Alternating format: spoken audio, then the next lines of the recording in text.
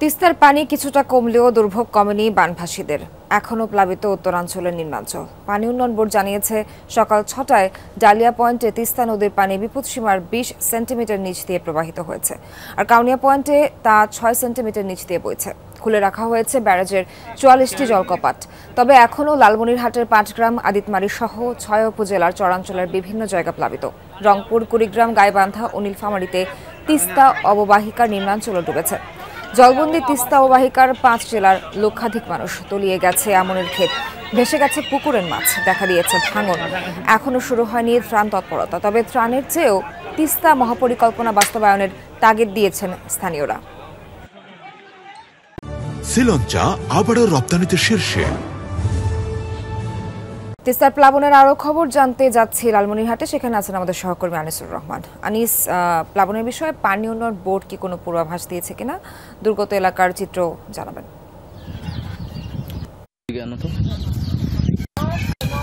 সোয়ার, আপনি যেটা বললেন যে আসলে আজকে সকাল ৬টায় কিন্তু ডালিয়া ব্যারেজ পয়েন্টে তিস্তার পানি বিপদসীমার ২০ সেন্টিমিটার নিচ দিয়ে প্রবাহিত হচ্ছে।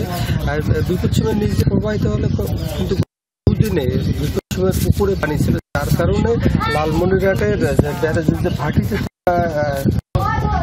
বিভিন্ন ইউনিয়নের গ্রাম পর্যায়ে পর্যন্ত এই জায়গায় নদী তীরবর্তী জায়গাগুলো ডুবেছিল।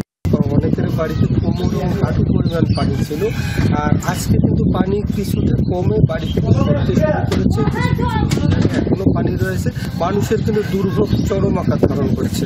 আমরা গতকালকে দেখেছি যে বিভিন্ন জায়গায় পানি উন্নয়ন বোর্ডের এক্সিএন, জেলা প্রশাসক বিভিন্ন জায়গায় পরিদর্শন করেছেন। তারা পুরো জেলার জন্য বানবাসী মানুষদের জন্য ১৩ লাখ টাকা এবং ৯০ মেট্রিক টন চাল এবং শুকনো খাবার দিয়েছেন, বরাদ্দ করেছেন।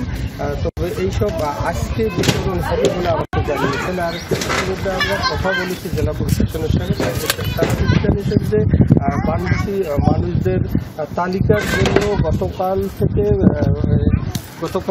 তালিকা প্রস্তুতির কাজ চলছে। বিভিন্ন জায়গায় তারা তালিকা প্রণয়ন করছেন। তালিকাটা হয়ে গেলে আজকে থেকে হয়তোবা তারা বরাদ্দ বিতরণ করবেন। তবে কিছু কিছু জায়গায় আবার ভাঙনও দেখা দিয়েছে। গতকাল রাতে খুনিয়াগাছি ইউনিয়নের হরিণচড়া গ্রামে কিন্তু 10টি বাড়ি নদীগর্ভে বিলীন হয়ে গেছে, অনেকে বাড়িঘর সরিয়ে নিয়ে গেছে।